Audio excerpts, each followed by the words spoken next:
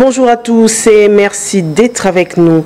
L'ancienne star congolaise du basketball, Mutombo Dikembe, qui avait joué 18 saisons en NBA, est mort d'un cancer du cerveau à l'âge de 58 ans. Retour sur son parcours dans ce portrait dressé par Patrick Angakutu. Jean-Jacques Dikembe Mutombo Polondo Mukamba, surnommé les Monts Mutombo, mesurait 2,18 mètres de haut et 100 kg. Né le 25 juin 1966 à Kinshasa, avant de partir aux États-Unis, Mutombo a commencé sa carrière de basketteur au sein de l'équipe Onatra de Kinshasa, à l'époque Zaïre. Initialement destiné à devenir médecin, Dikembe Mutombo étudiait à l'université Georgetown, où John Thompson les convainc de jouer dans l'équipe NCAA des OS de Georgetown. Il devient un excellent pivot dans la tradition de se former à Georgetown et évolue aux côtés d'Alonzo Mourning. Lors de la draft 1991, Mutombo est sélectionné en 4e position par les Nuggets de Denver. Son jeu a un impact considérable. Il devient All-Star de sa saison de rookie avec une moyenne de 16,6 points, 12,3 rebonds et 3 contres par match. Les Zaïrois s'imposent comme la pierre angulaire de la franchise de Colorado et comme un des meilleurs défenseurs de la ligue. Manquant des joueurs de qualité à ses côtés, Mutombo n'atteint jamais le sommet avec les Nuggets de Denver. En 1993, la marque de vêtements et chaussures de sport Adidas sort un modèle de chaussures de basketball semi-montantes appelé Mutombo.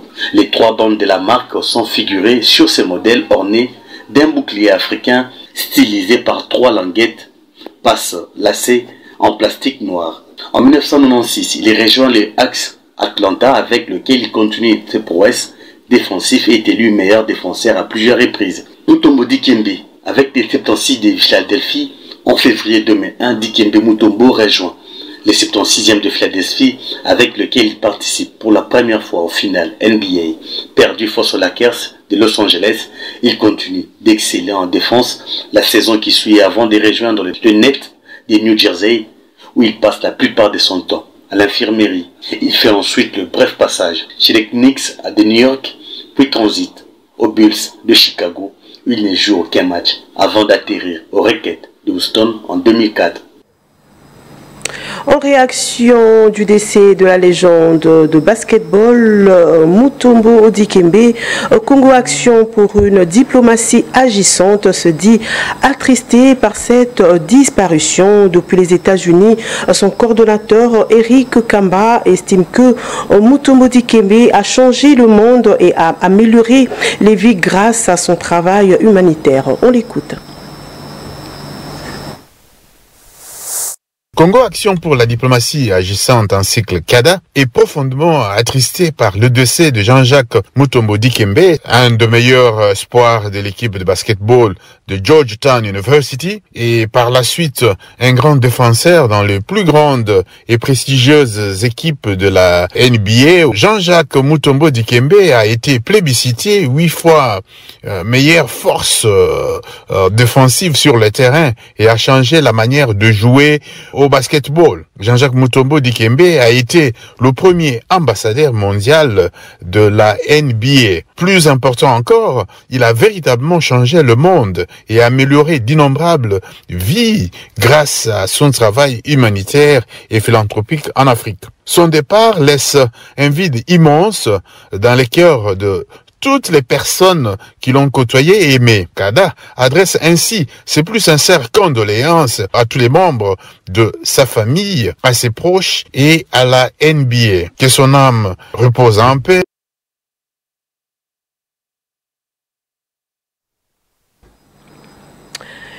Et puis, en marge de festivités marquant le 65e anniversaire de l'indépendance de notre pays, la capitale de la République démocratique du Congo va abriter du 29 au 30 juin 2025 le marathon international de Kinshasa.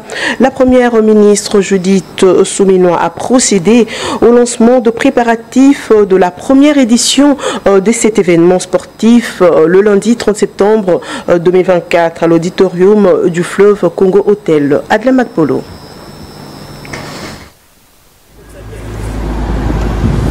Dans son allocution, la Première ministre s'est appesantie sur l'importance de la tenue de cet événement sportif à Kinshasa.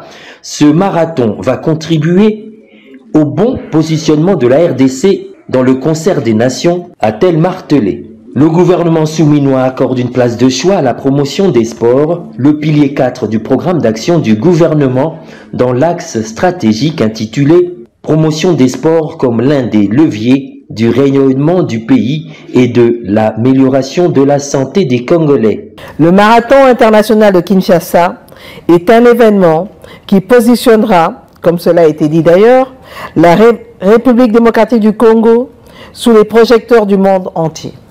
Ce marathon deviendra la carte postale de notre pays, montrant à tous la beauté, la diversité et le dynamisme de notre capitale.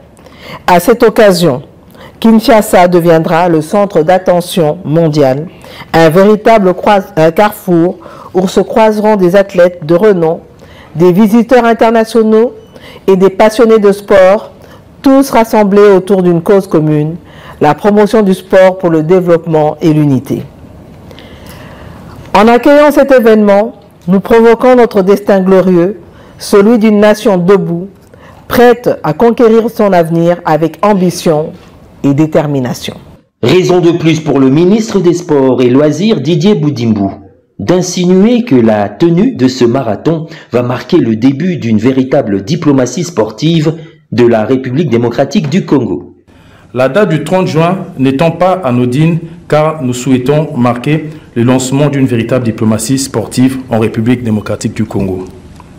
Cette dernière vise la promotion et le développement de nos talents à travers les sports, nous permettant ainsi de nous inscrire de manière impactante dans cette nouvelle industrie mondiale. L'organisation de ce marathon est l'une des preuves tangibles de cette nouvelle dynamique sportive et de notre engagement à élever le sport congolais. Notons que cet événement rassemblera les coureurs de tout horizon à la hauteur de plus ou moins 15 000 participants attendus pour relever le défi de l'endurance humaine. Avec l'expression renouvelée de ma très haute considération du gouvernement, avec Une autre chose, Dr Téléba Tampi, secrétaire national de l'UDPS, félicite le chef de l'État Félix-Antoine Tshisekedi pour son discours du haut de la tribune de la 79e Assemblée générale des Nations Unies à New York et appelle aussi l'honorable Augustin Kabouya à déposer l'établier pour éviter toutes sortes de conflits. Suivez. Pour aider la République. Invité d'une émission à la RTVS 1 ce lundi 30 septembre 2024, Dr Téléba Tampi, cadre de l'UDPS, félicite le chef de l'État pour son discours du haut de la tribune de l'Assemblée générale des Nations Unies à New York et appelle la communauté internationale à faire preuve de bon sens. Cette communauté internationale doit comprendre que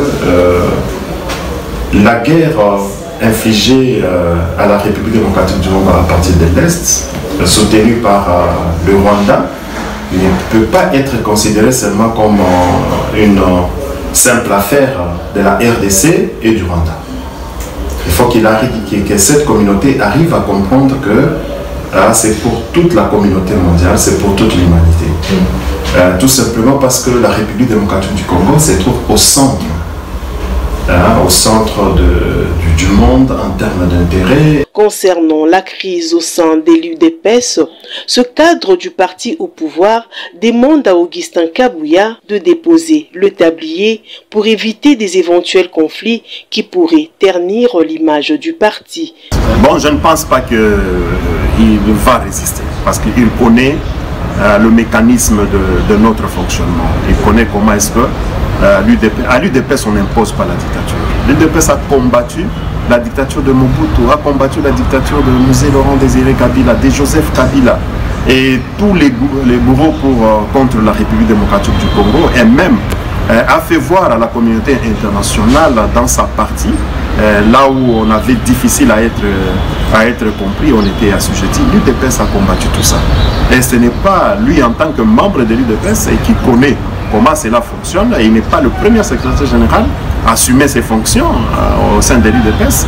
Il connaît ses prédécesseurs et quand les choses n'allaient pas, on leur demandait de pouvoir se retirer. Et honneur à eux, parce que je pense qu'ils méritent d'être appelés honorables, tous ces secrétaires généraux qui se sont retirés bonnement après avoir constaté que la base s'est retirée et ils ne pouvaient plus engager le cadre. En outre, ce cadre de l'UDPS juge inopportune le dialogue voulu par certains leaders politiques et de la société civile. Pour lui, toutes les institutions du pays sont en place et pense que le chef de l'État fait de son mieux pour répondre aux aspirations des Congolais. Au Conseil de sécurité de l'ONU tenu le lundi 30 septembre 2024 à New York, les gouvernements congolais demandent que les responsables des graves violations de droits de l'homme dans la partie Est, victimes de l'agression rwandaise, soient traduits devant la justice et sanctionnés. Patrick Angakutu.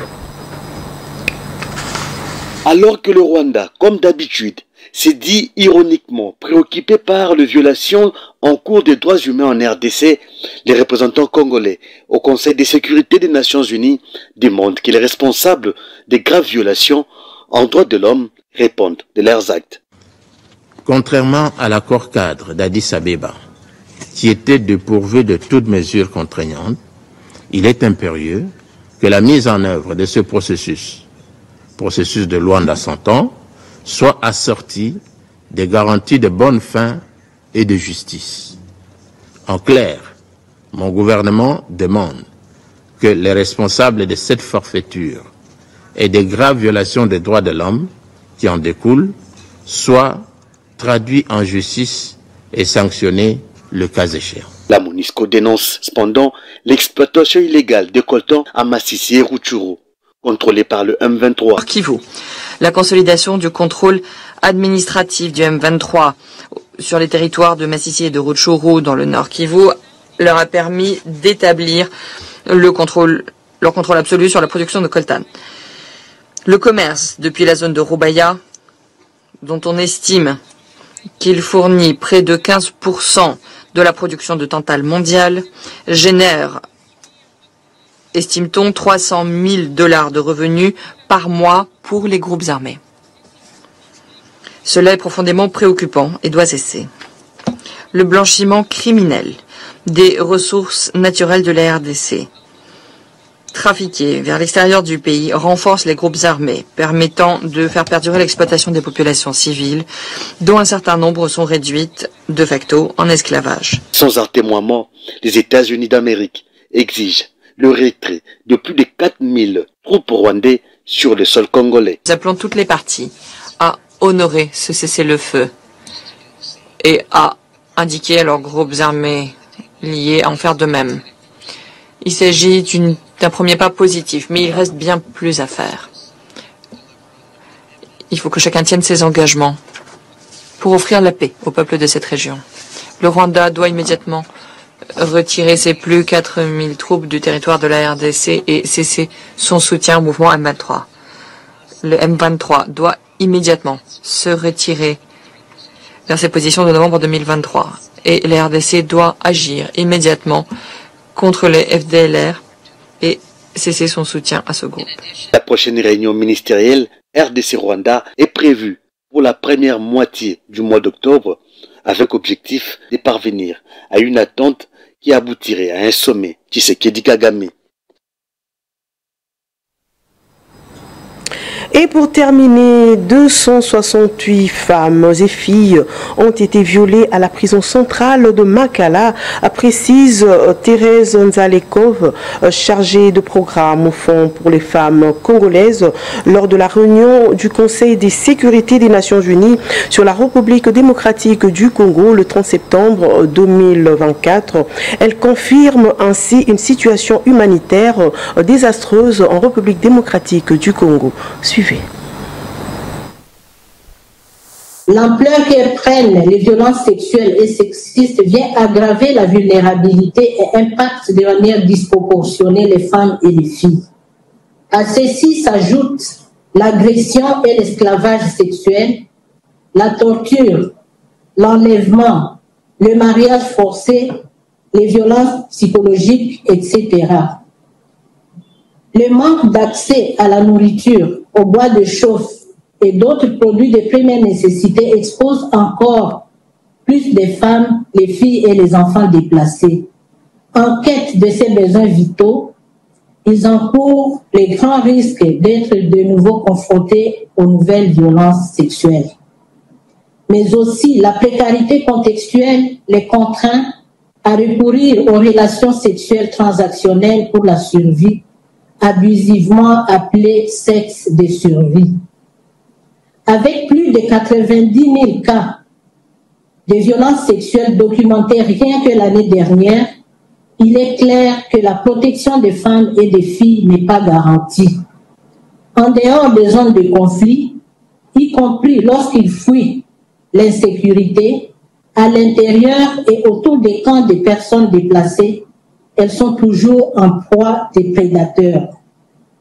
Le récent cas de viol collectif de 268 femmes et filles dans la prison de Makala à Kinshasa est un exemple parlant. Malheureusement, nombreuses parmi ces survivantes n'ont pas accès aux services essentiels, parmi les causes, la peur des stigmatisations ou la capacité limitée du système de santé dans le contexte troublé de la RDC.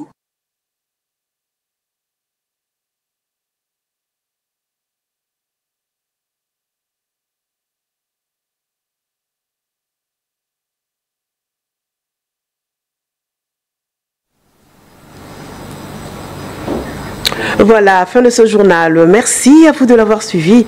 Restez sur la télé démocratique. Au revoir.